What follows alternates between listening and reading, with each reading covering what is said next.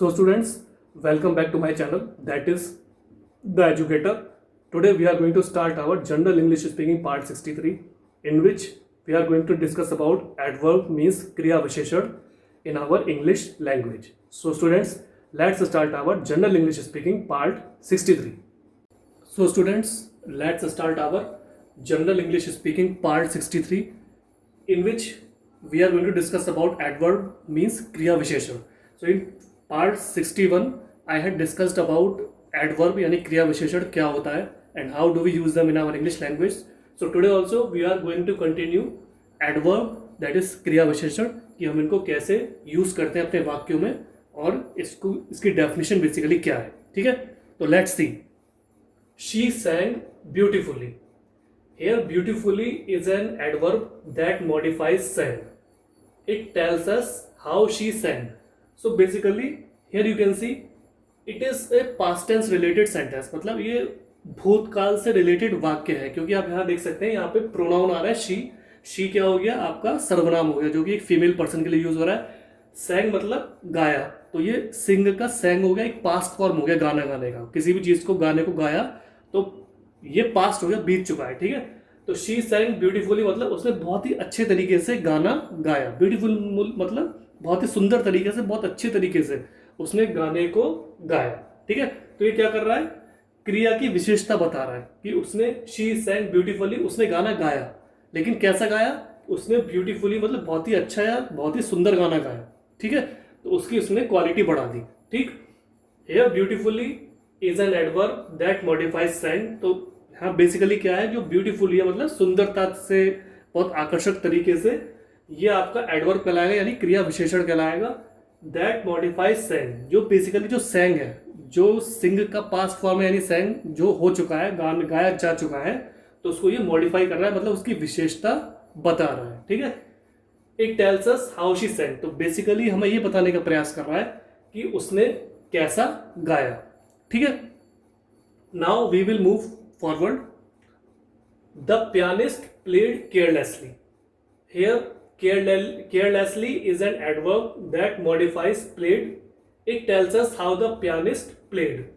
ठीक है, तो ये भी दूसरा एग्जाम्पल है. It is also an another example of same adverb. So basically in this sentence, this is also a past tense related sentence है ना. मैंने आपको बताया कि भूतकाल रिलेटेड सेंटेंस है. The pianist played carelessly means pianist कौन होता है, जो आपके पियानो बजाने वाला होता है, जो आपका एक 64 कीबोर्ड्स जो आपकी होती है, म्यूजिकल इंस्ट्रूमेंट जो होता है, तो उसको जो बजाने वाला होता है उसको हम पियानिस्ट बोलते हैं. ठीक है, द पियानिस्ट प्लेड केयरलेसली मतलब जो पियानो बजाने वाला पियानिस्ट था उसने बहुत ही लापरवाह तरीके से पियानो बजाया.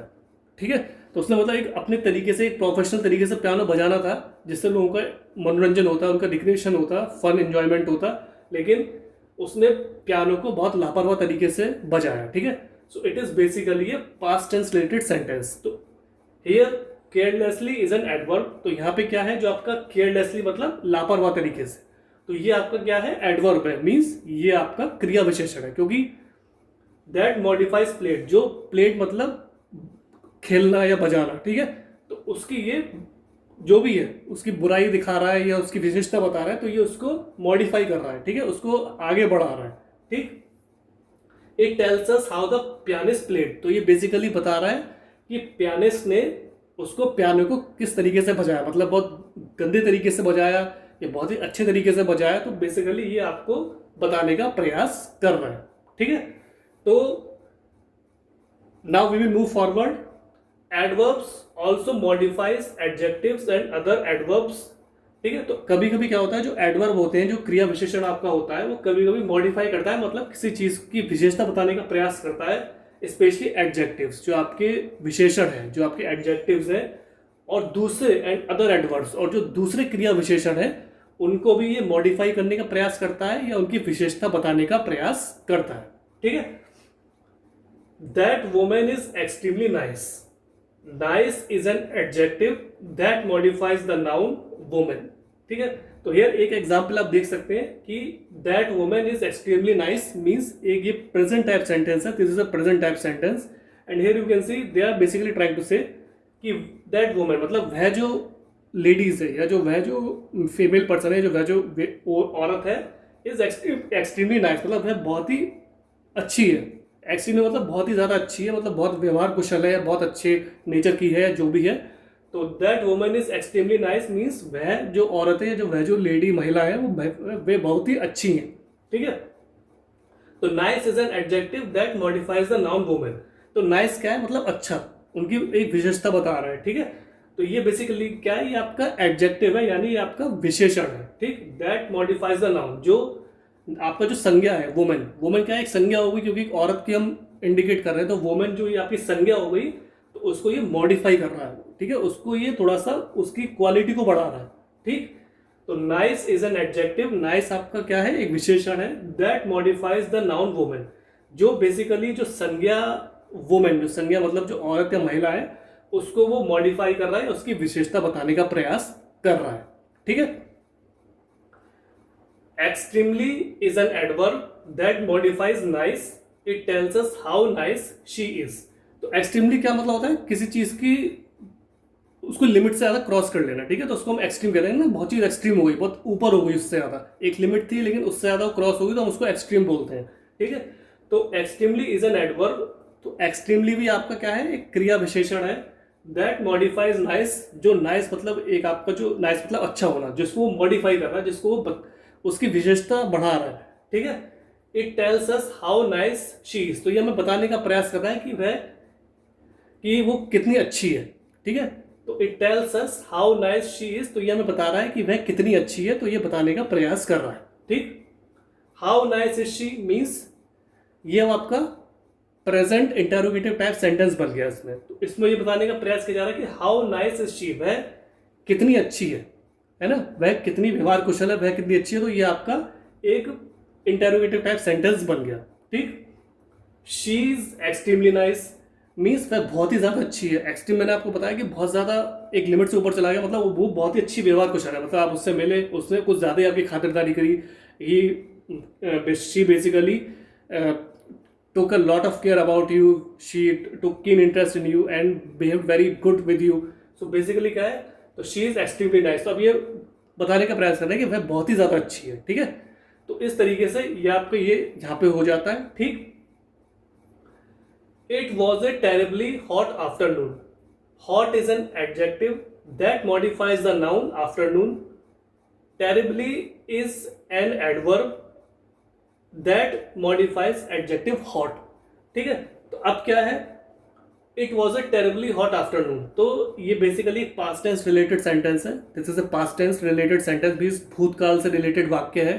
तो इसमें क्या बताया जा रहा है, it was a terribly hot afternoon. Afternoon का मतलब क्या होता है, दोपहर के बाद का समय, जो आपका 12-1 बजे के बाद का समय होता है, तो वो दोपहर के बाद के समय को हम आफ्टरनून बोलते हैं। ठीक है।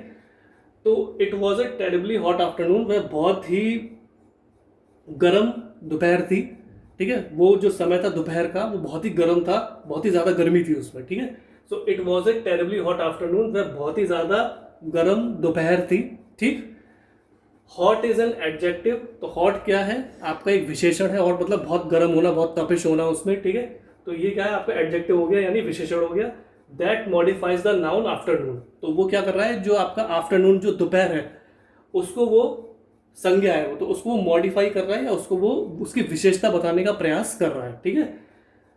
That modifies the noun afternoon, so basically जो संज्ञा आपकी जो आफ्टरनून है, जो संज्ञा दोपहर है, तो उसको क्या कर रहा है, ये जो वर्ड है आपका हॉट, तो उसको ये मॉडिफाई कर रहा है, यानी उसकी विशेषता बढ़ाने का प्रयास कर रहा है। ठीक है। Terribly is an adverb that modifies adjective hot.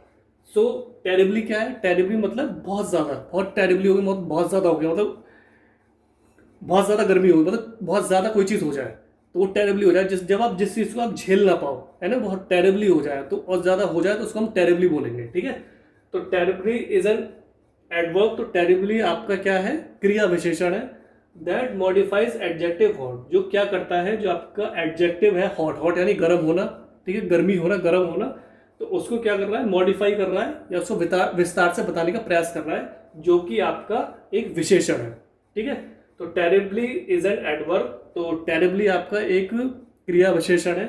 That modifies adjective hot, जो क्या कर रहा है, जो आपका जो विशेषण है हॉट यानी गर्मी, उसको वो मॉडिफाई कर रहा है, मतलब विस्तार से उसको बताने का प्रयास कर रहा है। ठीक है, अब इसको मैंने थोड़ा यहाँ लिख दिया है, ठीक है, स्पेस नहीं था।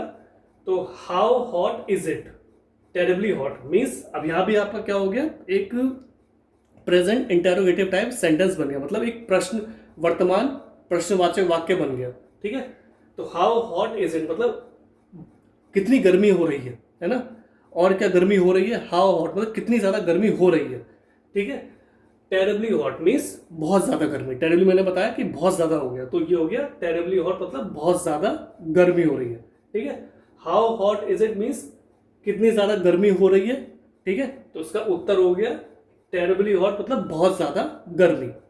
ठीक है स्टूडेंट्स, तो बेसिकली इसमें एडवर्ब यानी क्रिया विशेषण में क्या था, मैंने कुछ एग्जांपल्स आपको बताया, जैसे शी सैंग ब्यूटीफुली, ये पास्ट में था, तो ये आपका क्या हो गया, उसने बहुत सुंदर गाना गाया। ठीक, तो यहाँ पे ब्यूटीफुली क्या हो गया, आपका एडवर्ब हो गया। ठीक है, क्रिया विशेषण हो गया, जो बेसिकली सैंग मतलब पास्ट में, गाने का जो गाते हैं हम, गाना हो गया, तो उसको सैंग यानी पास्ट फॉर्म में हो गया। तो क्या कर रहा है, बेसिकली ये बताने का प्रयास कर रहा है कि उसने गाना गाया। ठीक है, कैसा गाना गाया, तो ये बताने का प्रयास कर रहा है कि उसने अच्छा गाना गाया ब्यूटीफुली, तो ये आपको गाने के बारे में बता रहे हैं कि उसने कैसा गाना गाया। ठीक है, सिमिलरली पियानिस्ट का एग्जांपल था, द पियानिस्ट प्लेड केयरलेसली, ये भी एक पास्ट टेंस रिलेटेड सेंटेंस था। ठीक है, तो केयरलेसली मतलब लापरवाही, तो ये क्या है, आपका एक एडवर्ब है। ठीक, ये भी आपका क्रिया विशेषण है जो बेसिकली मॉडिफाई कर रहा है प्लेड को, प्लेड मतलब खेलना या बजाना।